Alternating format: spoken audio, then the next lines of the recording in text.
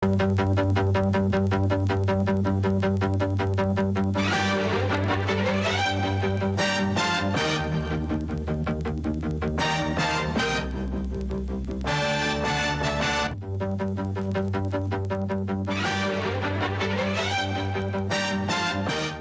amigos, tripulantes de nuestra querida, contaminada y única nave espacial. Donde quiera que se encuentren, gracias por permitirnos estar allí con ustedes. Y si no me ven de pie con nuestra querida, contaminada y única en contraplano o en el mapa, es que tenemos un invitado. Y el invitado de hoy no es un lugar común decir que es muy especial. El resumen curricular me llevaría a la mitad del programa, pero trataré de hacerle justicia. Nombre, Pompeyo José Torrealba Rivero. Lugar de nacimiento, Barquisimeto, Estado Lara, 1946. Profesión, coronel del ejército venezolano, productor agropecuario, historiador y escritor. Graduado en la Academia Militar de Venezuela el 5 de julio de 1969. Promoción general en jefe, José Gregorio Monagas. Servicio, 30 años ininterrumpidos hasta 1999. Su especialidad, artillería, comando y Estado Mayor. Tiene un currículum que si empiezo a leerlo se nos termina el programa, como les dije, pero además hizo interesantísimos, diría yo, cursos de especialización, de posgrado, en Brasilia, o en Brasil en general. En Río de Janeiro. En Río de Janeiro, que es, bueno, la Escuela de Comando y Estado Mayor. Escuela de Comando y Estado Mayor. Acoto, que no fue una falta de respeto a Río, porque las veces que he estado en Brasilia, todos los altos oficiales con los que hablé me dijeron: a mayor cosa de Brasilia es a ponche aérea para Río. Es decir, que todos los que están en Brasilia trabajando duro quieren el fin de semana estar en Río sí o sí. Bueno, bienvenido a bordo. Y abriendo fuegos, ¿cómo está nuestro tema fronterizo, el Esequibo, por ejemplo? Bueno, Walter, no es un tema menor, ¿no? Te agradezco la gentileza de haber esta tarde, pues haberme invitado a tu programa y te acompaño con mucho placer. Estábamos en un área militar muy importante y no podía dejarlo pasar, así que aquí estamos. Bueno, el tema del Esequibo es un tema que ya trasciende los ciento y tantos años, siglo y tanto. Por eso mi libro, cuando lo hice, lo llamé A un siglo del despojo. Permítamelo. Esto es, hay que ver el peso de este libro, ¿eh? ¿Cuánto pesa? 3,5 kilos. 3,5 kilos. Y además tiene una impresión como se merece un tema de esta categoría y un autor de esta categoría. Háblenos de este libro, mi coronel. Bueno, ese libro lo empecé yo a tratar de hacer estando yo en Upata, en la Brigada de Selva, porque hubo un general que al regresar yo de Brasil me dio con un bate y me botó lo más lejos posible. Lo ando buscando para darle las gracias, porque allí precisamente aprendí a estudiar el tema del Esequibo, en virtud de que la primera vez que yo escuché hablar del tema del Esequibo fue en Brasil, en el curso de Comando y Estado Mayor, cuando un oficial llamado Fernando Carneiro Barbosa, estando en una mesa redonda, un equipo de 5, 4 brasileros y mi persona, me dijo en buen portugués: oh, rapaz, ¿por qué no tomamos conta do Esequibo y lo dividimos por la mitad? ¿Qué tal? Me sugirió eso y yo no entendí la profundidad de la frase que él me dijo. Sí entendí que por qué no tomábamos el Esequibo y lo dividíamos la mitad para Brasil y la mitad para mí. Pero no entendí la profundidad porque era la primera vez que yo escuchaba hablar del tema. Era una salida al Caribe para Brasil. Claro, pero te acuerdo que yo me gradué en el año 69 y en el año 70 hubo lo más nefasto que ha ocurrido en esta historia del tema del Esequibo, cuando Caldera Calvani, la dupla de Caldera Calvani, agarraron y firmaron el protocolo de Puerto España, el 18 de junio de 1970. Yo lo que tenía era un año de graduado. Y yo tenía un año aquí y me llamó la atención el terremoto, ¿no? Claro, y entonces resulta de que yo no sabía, nunca escuché hablar del tema del Esequibo. Nunca vi un programa como este, nombrando el tema del Esequibo. Nunca en mi escuela, en mis cursos, en mis cargos, en mis posiciones, que ocupé bastantes aquí en Caracas, oí a alguien hablar del Esequibo. Nunca me invitaron a una conferencia sobre el tema del Esequibo. Y ya yo era mayor, antiguo. Y estando en Brasil, ese oficial me hace esa reflexión, yo no entendí la profundidad del caso. El segundo elemento que yo tomo en consideración para yo haberme dedicado a este tema, y tengo 30 y tantos años ya en este tema, es desde el 19 de junio del año 1986, estando en Upata. Y allí el general José Vicente Carvajal Mesonis me pidió que lo representara en un acto que iba a haber en la Plaza Bolívar el 24 de junio, relacionada al tema del Esequibo. Y me dijo, allí me está invitando un tal Comité Pro Rescate de la Guayana Esequiba y resulta ser de que yo no voy a ir para ese compromiso. Torrealba para que me represente. Yo no sabía nada del Esequibo. Era la tercera vez que escuchaba hablar del Esequibo, porque la segunda fue el 21 de mayo de ese mismo año 86, cuando se me presentó a mi oficina un señor llamado John Melville, un oriundo del territorio Esequibo y que fue el comandante de la tropa que se alzó en el Rupununi el 2 de enero de 1969. Esos tres hechos configuran el que yo hoy en día tenga la posibilidad de presentar como en concreto un trabajo de esa magnitud, donde precisamente ahí está relacionado desde el descubrimiento 1492, donde nosotros descubrimos a los europeos,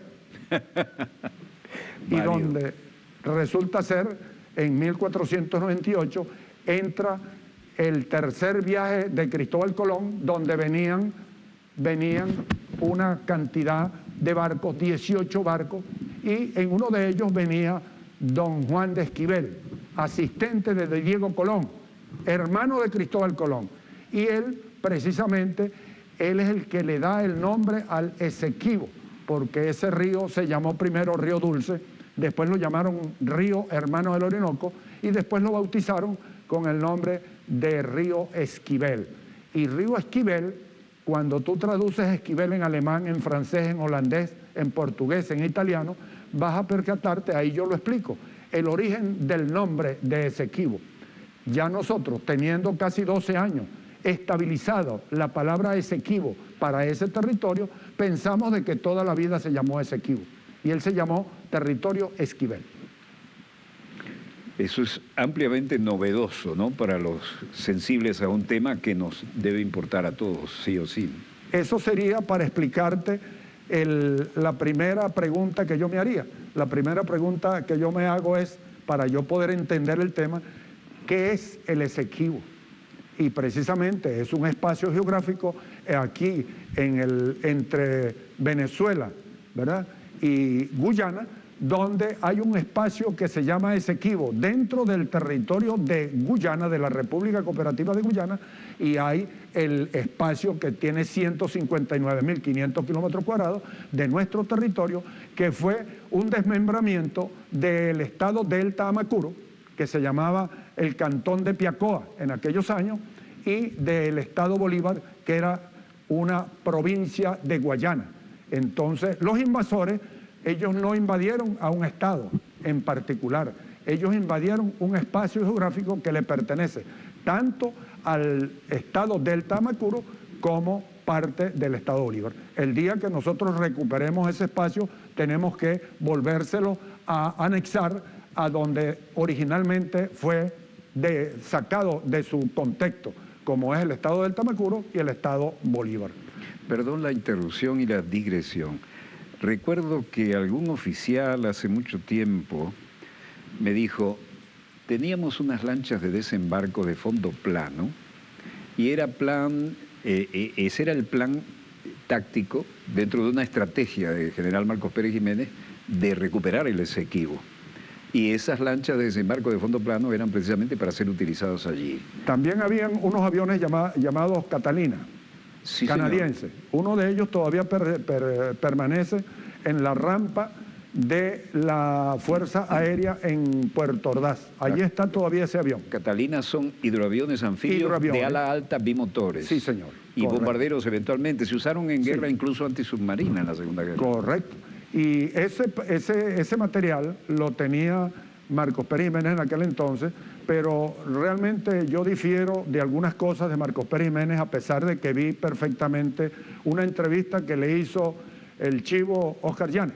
Sí, señor, lo recuerdo. En Madrid. Sí, señor. Y resulta ser que cuando le preguntan a Marcos Pérez Jiménez sobre el tema, él dice: lo que me faltó fue un poco de tiempo porque yo tenía un plan de recuperar el territorio Esequibo. Te voy a confesar para nuestros televidentes una discreción muy compleja sobre Marcos Pérez Jiménez. Para Marcos Pérez Jiménez yo lo condecoro y lo asciendo a general en jefe con el tema de los monjes, por su tenacidad y su comportamiento. Pero aquí lo arresto con el tema del Esequibo, porque cometió uno de los errores más graves que se han cometido con el tema del Esequibo, que fue fundar un consulado dentro del territorio Esequibo. Aquí tengo el documento, te lo puedo mostrar. Un consulado nuestro en un territorio. consulado nuestro dentro del territorio Esequibo. Reconoció soberanía. Claro, es una estupidez, pero de plana mayor, y en aquel entonces. Y resulta ser de que tumban a Pérez Jiménez el 23 de enero y se monta una junta de gobierno. Esa junta de gobierno tuvo la oportunidad de desmentir o contrariar esa posición del gobierno de Marcos Pérez Jiménez, donde precisamente debieron de haber desconocido ese consulado e inmediatamente cerrar ese consulado. Pero pasó un año, hubo las elecciones en el año 58, gana Acción Democrática, se monta el 12 de marzo Rómulo Betancourt, y lo insólito. Resulta ser que Rómulo Betancourt destituye al perejimenista que estaba de cónsul y nombra a un adeco. Vaya, vaya. Insólito, insólito. Es decir, cuando me preguntan por qué no hemos recuperado el territorio Esequibo, yo lo confieso de una manera hasta media burda. Digo, por estúpidos. Porque hemos sido estúpidos y no entender de que cada vez que hacemos algo, lo que hacemos es meter la pata. ¿Cómo es que vamos nosotros a montar un consulado dentro de un espacio geográfico que nos pertenece a Venezuela? Es prácticamente desconocer la naturaleza y la esencia de la reclamación. Sin embargo, bueno, a posteriori, entonces Rómulo Betancourt cambia, destituye y desmonta el consulado allí. Pero, como dijo aquel célebre presidente que tuvimos, llanero, Luis Herrera, tarde piaste que pajarito, ¿no? Entonces, entre errores y aciertos, ya tenemos cientos y tantos años del despojo que nos hizo Inglaterra de un espacio geográfico que le pertenece a Venezuela por la historia, por la razón y por la justicia. ¿Cuál es la tesis de Inglaterra en esto? La tesis de Inglaterra está solaparse en la oportunidad del 26 de mayo de 1966 que le dieron la independencia a sus colonias, partiendo de la presión ejercida por Venezuela en aquellos años del año 1962, que se traduce en la decisión de 1966, cuando el 17 de febrero de 1966 se firma el Acuerdo de Ginebra, que precisamente el Acuerdo de Ginebra es un instrumento legal, jurídico a nivel internacional que nos permite seguir reclamando nuestro territorio por cuanto él invalida el laudo arbitral de París del 3 de octubre de 1899, que se produjo en forma irregular, donde allí un tribunal arbitrario, injusto e ilegal, formado por 2 norteamericanos, formado por 2 ingleses y por un ruso, Frédéric de Marty, que suponíamos que era el fiel de la balanza de ese tribunal de 5 personas.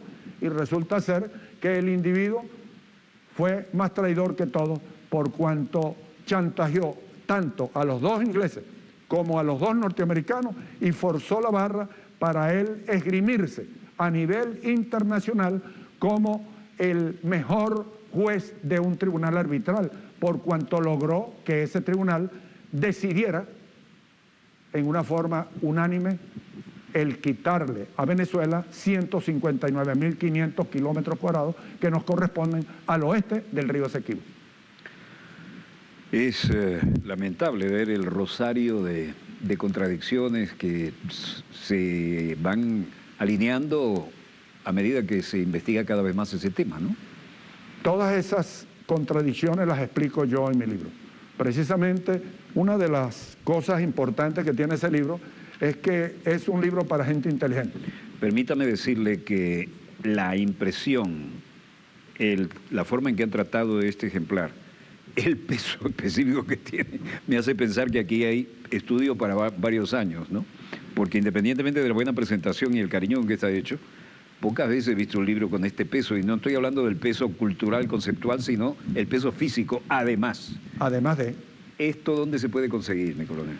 Bueno, lo que estoy es buscando recursos para tratar lo posible de hacer una nueva edición. El mayor general Izquierdo Torres, que estoy trabajando con él en la Cancillería, está empeñado de buscar y unir esfuerzos del Estado venezolano a ver cómo hacemos una nueva edición. Porque si bien es cierto que hoy con la parte digital es importante, pero también es importante tener un documento de esa naturaleza, y ese libro lo hice yo con mi propio peculio. Pues déjame decirle que es una edición que a mí me parece de lujo, ¿no? Bueno. No se escatimó calidad de papel tremenda. De lujo. Ese libro hoy en día, vi en internet a alguien que tiene uno usado y lo está ofreciendo en 307 euros. ¿Qué tal? ¿No? Usado, y dice, libro a un siglo del despojo, usado. Porque yo, las ediciones que hice, vendía una y cuando iba a hacer la otra tenía que poner más dinero para hacer la segunda.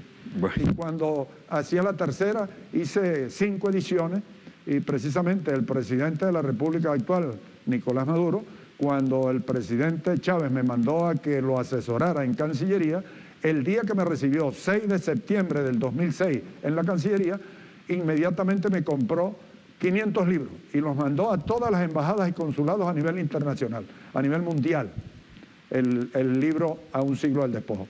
Y hoy en día, buscándolo en internet, me he conseguido la sorpresa que de las 10 bibliotecas más grandes del mundo, está en 5 bibliotecas de ellas.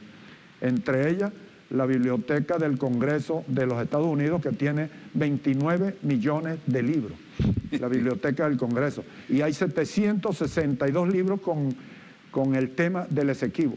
Y el libro mío está de número 2. Ese libro está número 2 en la Biblioteca del Congreso de los Estados Unidos. Aquí hay en el cuerpo B una serie de temas que a primera vista enganchan, ¿no? Porque aquí aparece desde Sir Walter Raleigh, el pirata corsario, que llegó a ser burgués, aristócrata, amante de la reina de Inglaterra, el cual precisamente la reina de Inglaterra lo consiguió con una infidencia con una doncella, lo puso preso en la Torre de Londres, y cuando lo soltó le dio una patente de corso y él se vino y remontó en 2 oportunidades el Orinoco. En las 2 oportunidades quemó a lo que es hoy Ciudad Bolívar, ¿no? Entonces, que era Santo Tomé de Guayana. 2 veces. En 2 oportunidades. La segunda le costó muy caro porque le mataron a su hijo que andaba con él. Y Sir Walter Raleigh le hace una carta a la reina de Inglaterra en los términos siguientes: mi amada amante, qué fácil le sería a usted apoderarse de las colonias españolas y las colonias portuguesas si usted se apodera de las bocas del Orinoco. Precisamente de ahí es donde proviene el que Inglaterra, a posteriori, tomando esa doctrina, así como la doctrina Monroe, que nos la quieren aplicar de 1823, nos la quieren aplicar ahora. El energúmeno de la Casa Blanca, como le llamo yo, quiere reincidir. De esa misma manera, los ingleses retomaron aquella idea de Sir Walter Raleigh, y precisamente a través de un explorador que ellos lo contrataron para que le hiciera los mapas, Robert Schomburg. Precisamente ese señor hizo unos hitos en la boca del Orinoco, en la isla que se llama Corocora, cerca de donde está la estación de capitanes para abordar los barcos que pueden entrar por la barra del río Orinoco que van hacia Puerto Ordaz. ¿Y esto del plan España-Inglaterra, compra de venta de Trinidad? Bueno, precisamente... ¿Qué maniobra de acomodo de reinos es eso? Bueno, precisamente con la estrategia de Sir Walter Raleigh, de que le dio la idea al Ministerio de Fronteras para que se apoderara de esas bocas, porque Walter Raleigh conoció el fenómeno hidráulico más importante en Sudamérica y en el mundo donde un curso de agua corre hacia dos fuentes, como es el brazo Casiquiare, que el brazo Casiquiare conecta y comunica la cuenca amazónica a través del río Negro, que el río Negro es afluente del río Amazonas, y el Orinoco. Es decir, que sus aguas corren hacia los dos lados, hacia el Orinoco y hacia el Amazonas.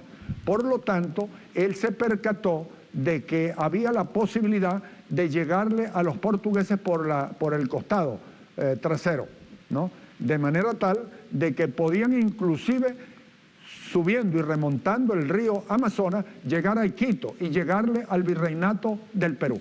Entonces, esa visión estratégica se la dice Sir Walter Raleigh, ¿no?, a la reina de Inglaterra, y es allí donde entonces en 1802 Inglaterra compra a Trinidad y Tobago.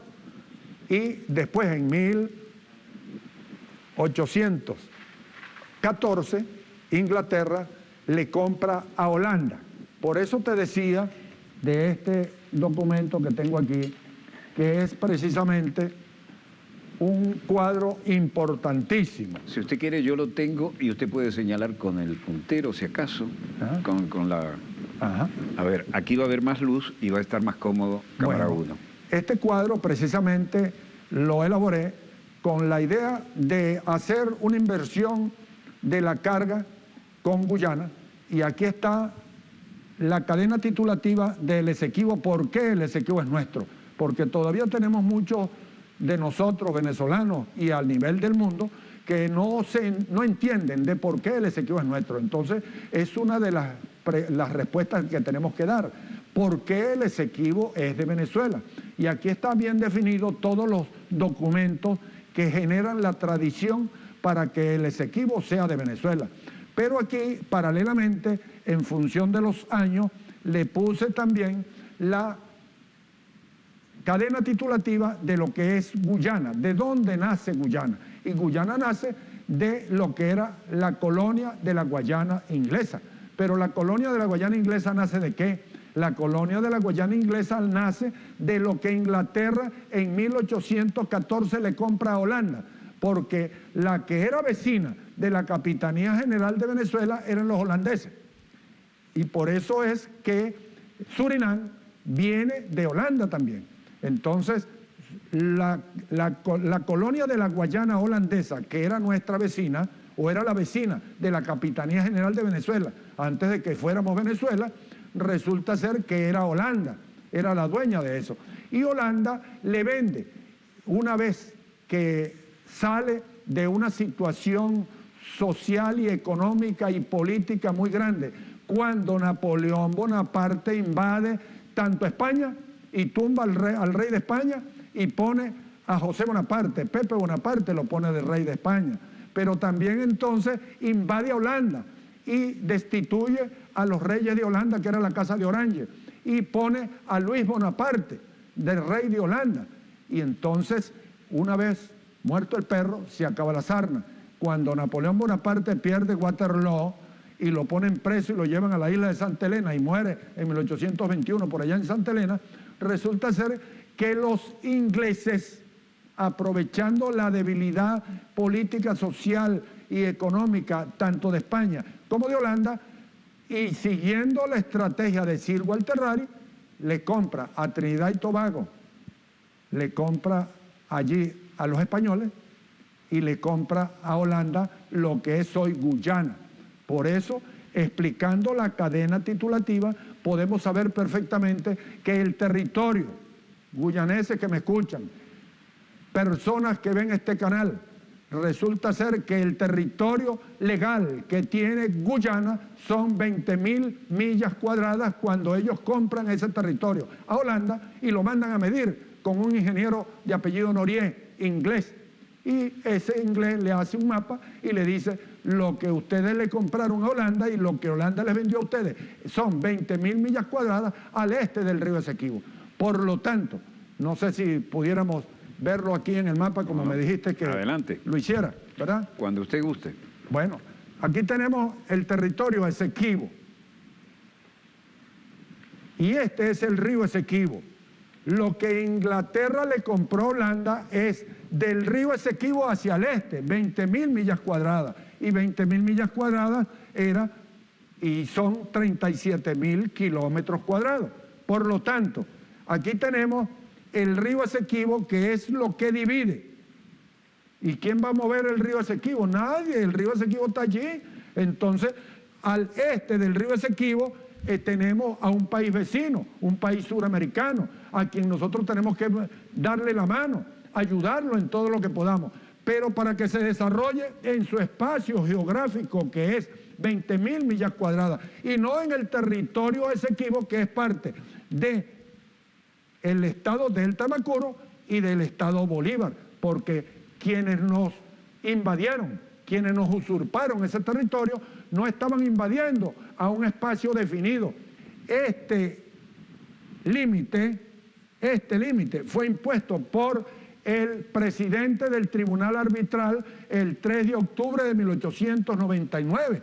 Y este límite fue arbitrario, tan arbitrario que en la decisión arbitral no hay ningún justificativo. No hay cómo explicar de dónde salió este límite. Ahora, la explicación única... ¿Ese tribunal era? El tribunal arbitral fue el tribunal que decidió de quién era el territorio Esequibo en función de la invasión que estaba haciendo Inglaterra a través de sus colonos y pasando gente para acá. Y eso se agravó no solamente con el problema de la entrada estratégica a Sudamérica a través del Orinoco, que aquí lo podemos ver en el mapa a otra escala, ¿verdad? Lo podemos ver, esta es la entrada del Orinoco. Imagínense el recorrido que hace ese río, y en aquel entonces no teníamos aviones, no teníamos carros, no teníamos camiones, lo que teníamos era barcos. ¿Y quién era el país que tenía más barcos en el mundo entero? Inglaterra.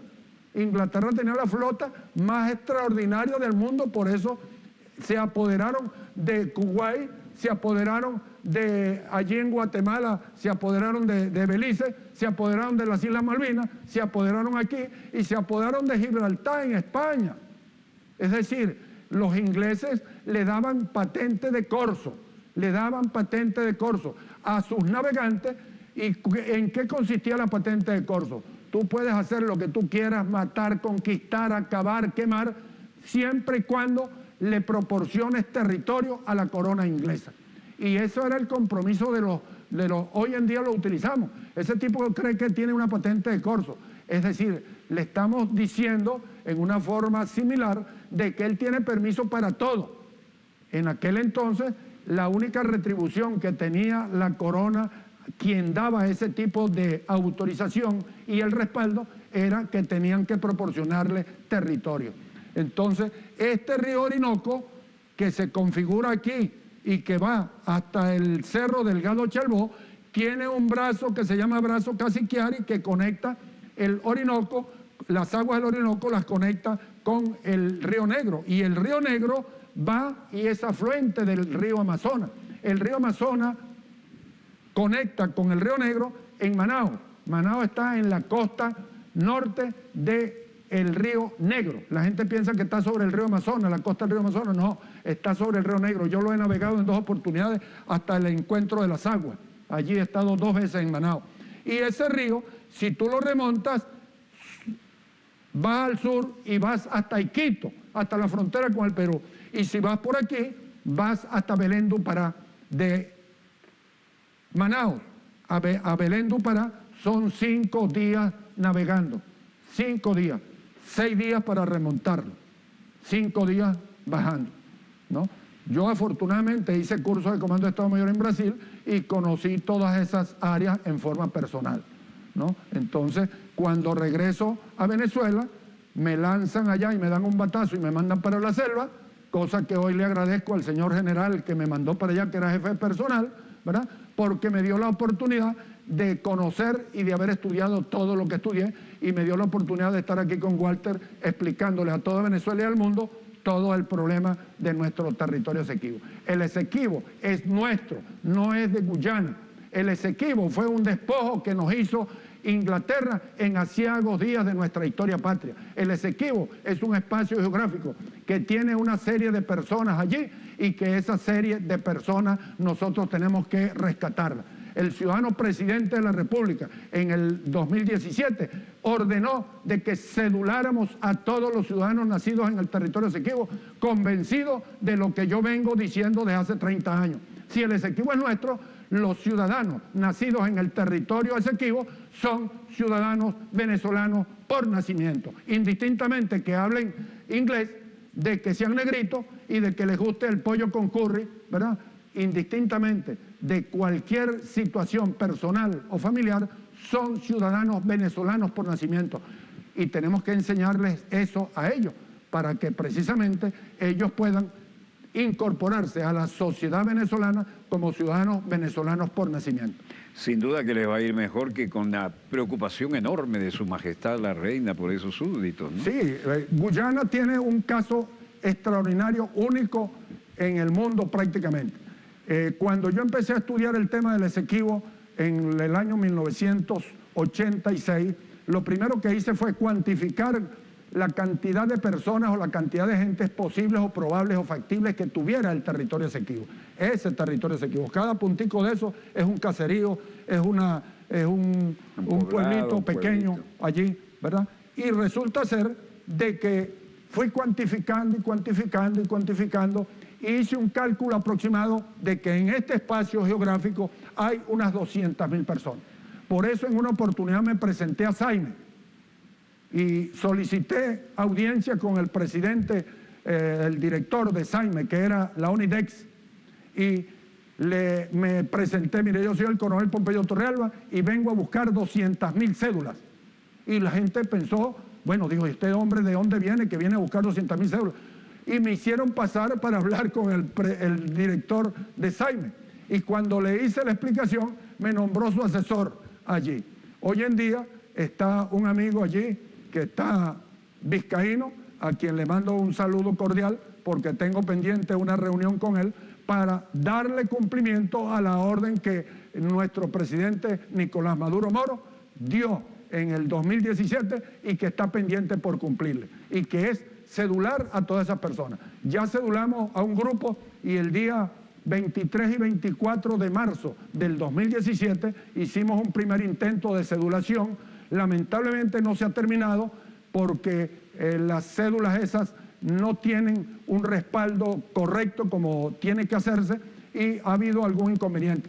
Pero esa es una de las cosas que quiero precisamente coordinar con Saime de manera tal de darle cabal cumplimiento a la orden del presidente de la República, Nicolás Maduro, de que todos esos ciudadanos nacidos en el territorio Esequibo sean cedulados, tengan su cédula de identidad, porque a partir de allí es que yo le veo solución al problema del Esequibo.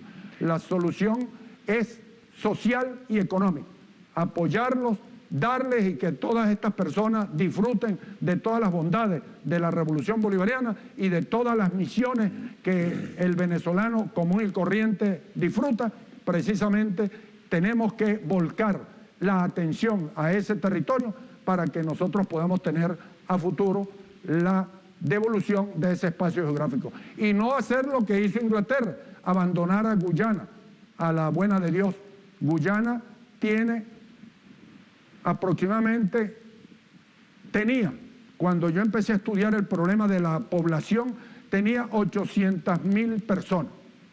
Y de esas 800.000 personas yo le calculé de que tenían 200.000 personas el territorio Esequibo, porque las dos principales poblaciones, que son Georgetown y Ámsterdam, Nueva Ámsterdam, son las dos principales poblaciones que prácticamente tienen un 60-70% de la población de Guyana. Entonces, de este lado deben de haber unas 600.000 personas y de este lado yo suponía unas 200.000, para un total de 800.000 personas. Y resulta de que hoy en día tú te metes en internet y buscas en internet cuál es la población de Guyana. Insólito, sorpresa, hoy, después de 32 años, 33 años que tengo yo estudiando el tema del Esequibo, hoy Guyana acusa tener una población menor. Está ocurriendo lo que ocurrió en los años de la Guerra Fría con el muro de Berlín. Estando yo en el muro de Berlín, viendo el muro de Berlín allí con un asistente que cargaba allí, y le pregunté yo de cuánto era la población, que dónde estaban los niños, dónde estaban, porque duré 4 o 5 días en Alemania y no veía niños por ningún lado. Me dijo, no, es que están en la escuela.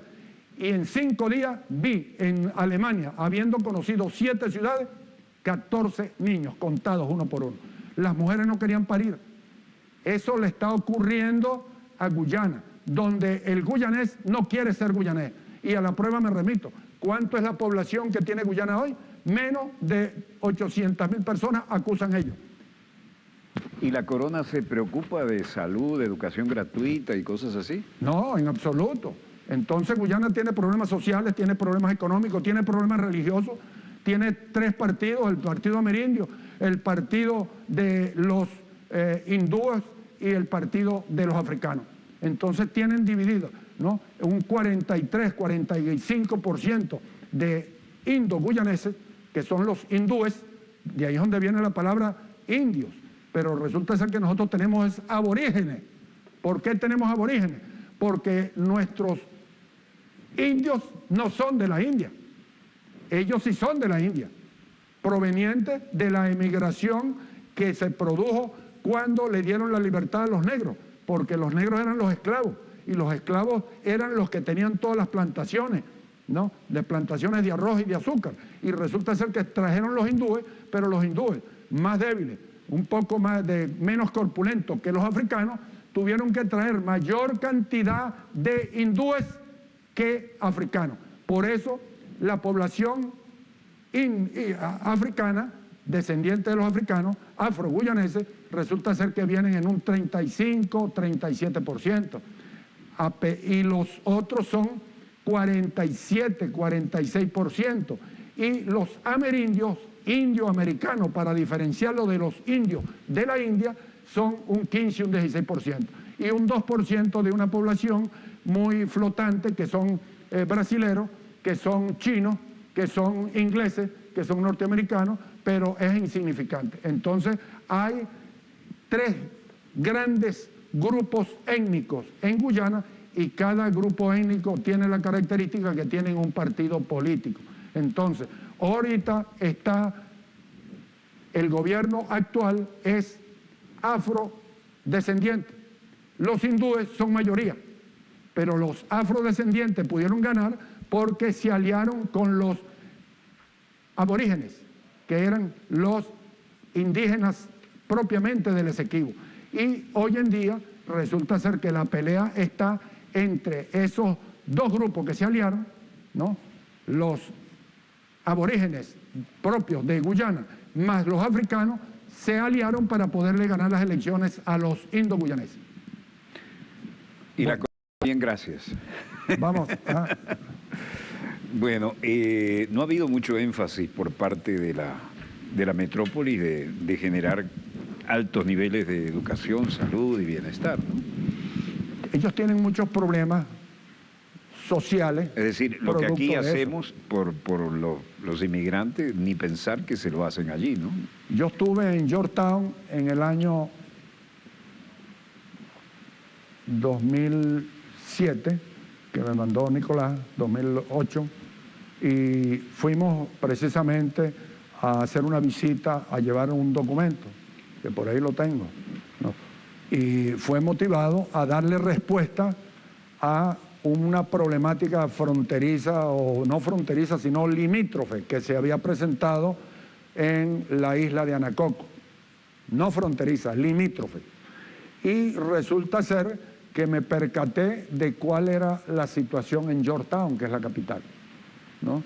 Ahí las aguas están en canales todavía a tipo holandés, pero con una condición que se parecía a cuando estuve en Venecia en verano, donde aquello se bate todas las Hay excretas. Que ponerse un palillo en la nariz, ¿no? Hay que ponerse un palito en la nariz. La romántica Venecia no es lo mismo verla en el cine que olerla in situ. En invierno se puede pasar, pero en verano, cuando las aguas bajan, resulta ser de que la cosa se complica un poco. Allí yo aprecié, a pesar de que la población es bastante organizada, tiene bastante control, el gobierno tiene, los gobiernos tienen bastante control. Es un país que precisamente necesita mucha ayuda.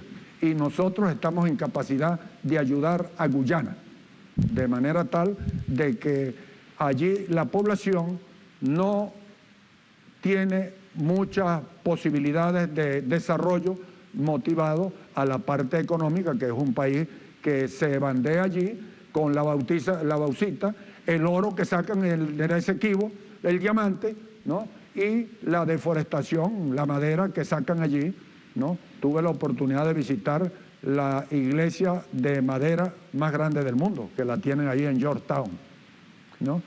Toda de madera. Bueno, toda la estructura de madera. ¿Qué tal? ¿Cómo se siente eso? Bueno, precisamente... ¿Es muy grande, de verdad? No, es bastante grande, es bastante grande. La catedral de Georgetown es bastante grande y es de pura madera, ¿no? Yo les tomé algunas fotos, yo estuve allí con el viceministro de América Latina, que fuimos a llevar un documento oficial, una respuesta, que ellos pensaban que nosotros lo que le íbamos era pedir perdón de lo que había ocurrido, y le dijimos todo el contexto de la solución a este problema tiene que estar en el marco del Acuerdo de Ginebra. Nosotros tenemos que mantener al país dentro del marco del Acuerdo de Ginebra, que es el documento oficial a nivel internacional que debe de regir la discusión en esta reclamación que hace Venezuela de su territorio y su espacio geográfico. ¿Cómo quedó eso, aparte de bien sentado? Las reacciones siempre son de un elegante gesto diplomático, pero no pasa de ahí. Bueno, yo le doy, la explicación que yo doy, Walter, es la siguiente. Hay un proverbio chino de hace 4000 y tantos años que lo leí en una oportunidad siendo teniente oficial de planta de la academia, que dice en 4 palabras una filosofía muy grande: haz lo que haces. Los guyaneses están haciendo lo que tienen que hacer, tratar de mantener como de ellos un espacio geográfico que heredaron en mala hora de la invasión inglesa del río Esequibo hacia el oeste, y que es igual al ejemplo que yo pongo. Tú compraste un terreno, compraste una finca, compraste un pedazo de tierra y tiene 1000 metros, y resulta ser que después tienes 10.000. ¿De dónde salieron los otros 9.000? 10.000 metros los tienes documentados, y los otros 9.000 fue que te los rodaste en la cerca. Rodaste en la cerca. Entonces, ese rodado de la cerca, el grave problema que tenemos es que nosotros tenemos dentro de nuestra reclamación, estamos basándonos en el uti possidetis iure. Lo que poseía España debe de poseerlo Venezuela, en virtud de que es lo que significó el uti possidetis iure. Pero Guyana también lo utiliza, porque ellos dicen, lo que tenía Inglaterra es lo que tenemos nosotros, pero lo que tenía Inglaterra es lo que ellos le compraron legalmente a Holanda, que fueron 20.000 millas cuadradas, 37.000 kilómetros cuadrados al este del río Esequibo, y lo que nos robaron, lo que nos usurparon, de lo que nos despojaron, que fueron 159.500 kilómetros cuadrados, porque se agravó esa estrategia de Sir Walter Raleigh de apoderarse de la boca del Orinoco con la aparición del dorado, con la aparición del oro, en donde hay un informe de los ingleses que estaban aquí, colados desde la época de la independencia. Acuérdate que el Libertador tuvo el apoyo de Inglaterra hasta la batalla de Carabobo, donde peleó el batallón Bravo británico, y murieron todos allí, ¿no? Ferriar y toda esa gente, todos esos oficiales pelearon en la batalla de Carabobo y murieron en la batalla de Carabobo. Es decir, por eso es que precisamente Venezuela tiene un especial cuidado desde el punto de vista diplomático y un especial cuidado desde el punto de vista protocolar con las comisiones inglesas, en virtud de que la gratitud de Venezuela hacia los ingleses, en función del apoyo que Inglaterra le dio para la independencia de Venezuela, fue muy grande. Y derramaron sangre. Y derramaron sangre. Entonces los ingleses derramaron sangre por la independencia de Venezuela.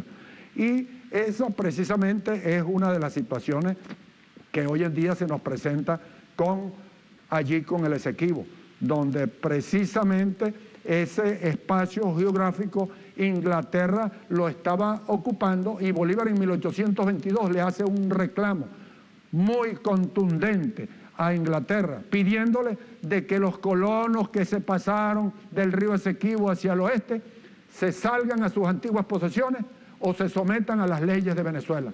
Sin embargo, los ingleses no le pararon, no le hicieron un caso omiso a ese reclamo que hace el Libertador, que dentro de los reclamos desde 1822 es el primer reclamo que he conseguido, en mi libro está, y lo he publicado en varias oportunidades por allí, porque de ahí en adelante empecé a buscar todos los reclamos que ha hecho Venezuela, hasta el reclamo más contundente que lo hizo nuestro canciller Marco Falcón Briceño, ¿no?, el 12 de noviembre de 1962 ante las Naciones Unidas, en un discurso extraordinario.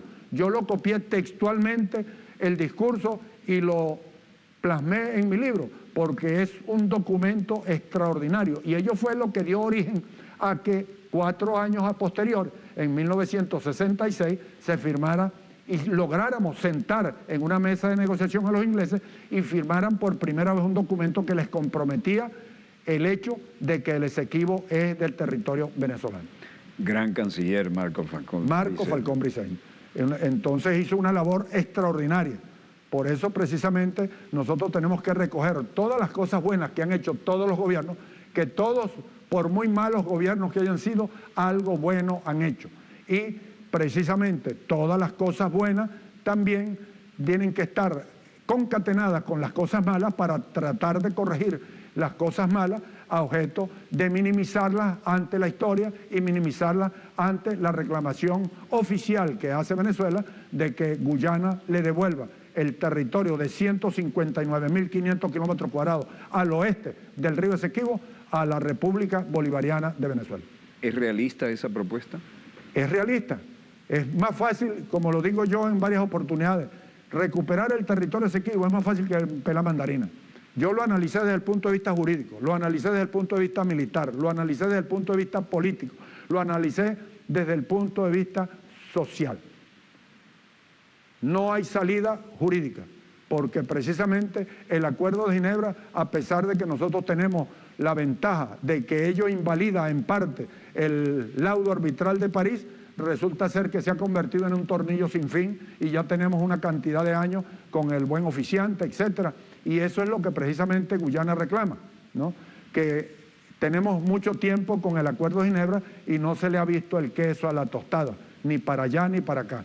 El Acuerdo de Ginebra es un documento, como lo digo yo en mi libro, es un documento extraordinario, pero que no sirve para recuperar el territorio, sirve para reclamar. Y precisamente parte de la estrategia que yo he venido volcando a lo largo de todas mis conferencias y a lo largo de todas mis exposiciones, a lo largo de todas mis entrevistas, es el hecho de que tenemos que pasar de la fase de la reclamación a la fase de la recuperación. Hemos hecho mucho por reclamar y tenemos 100 y tantos años reclamando. Ya vamos para 120 años reclamando, pero ¿qué hemos hecho? Vamos a hacer un inventario de lo que hemos hecho en la recuperación, y la recuperación yo la baso en lo principal, porque lo principal es la gente. El grave error que hemos cometido a lo largo de estos 120 años es que hemos pretendido recuperar el territorio y no nos hemos ocupado de la gente. Y esa gente es la base fundamental para que nosotros recuperemos ese espacio geográfico que nos pertenece. Usted hablaba del Berlín dividido, ¿no? Del Berlín dividido. Que para los que lo hemos vivido es inolvidable. Los que estuvimos allí frente al muro, en el mirador, viendo la puerta de Brandenburg del otro lado, y tuve la oportunidad, porque andaba con pasaporte civil, en virtud de que la Cancillería de aquel entonces se retardó en darme el pasaporte oficial y me fui con el pasaporte civil, y eso me permitió que me permitieran, valga la redundancia, montarme en un tour, en un autobús, e ir a la parte oriental. Entonces visité la parte oriental. Antena de televisión imponente. Todo, aquella medida de seguridad. Tuve la oportunidad de estar en el año 81 en Alemania, en Berlín, y pasar a Berlín Oriental, antes de que tumbaran el muro.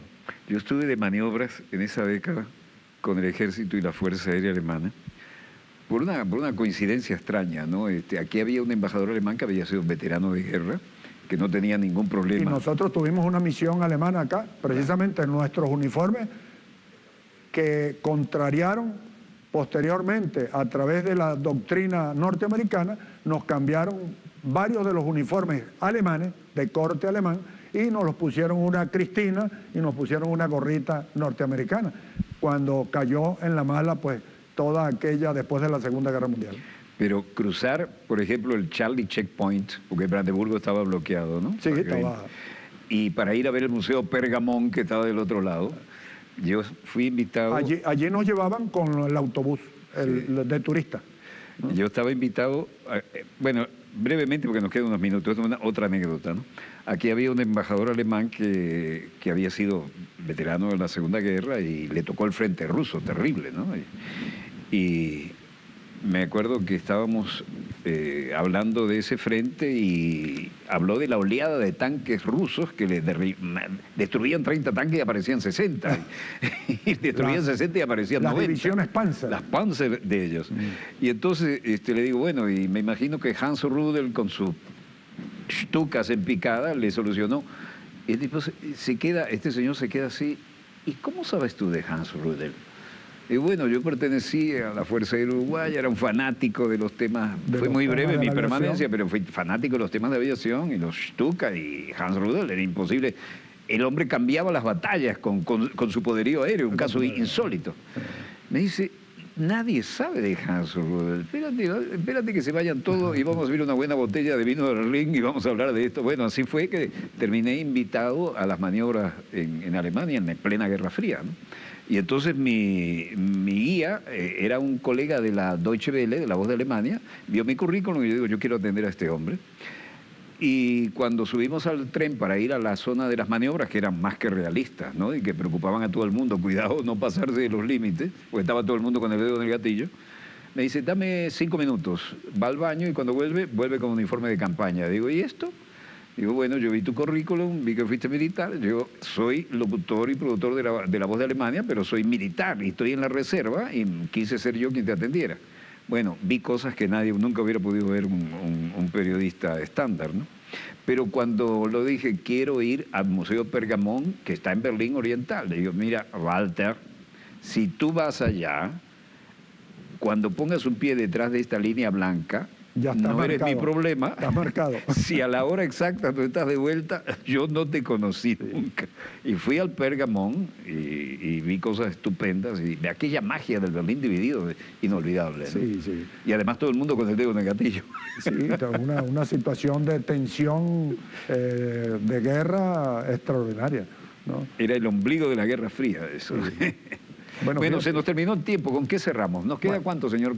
2 minutos, todo suyo. Bueno, fíjate, hoy recibí una llamada de un amigo pidiéndome que le diera mi WhatsApp para mandarme un documento y era el Acuerdo de Ginebra. Le dije, bueno, yo lo tengo, pero mándamelo.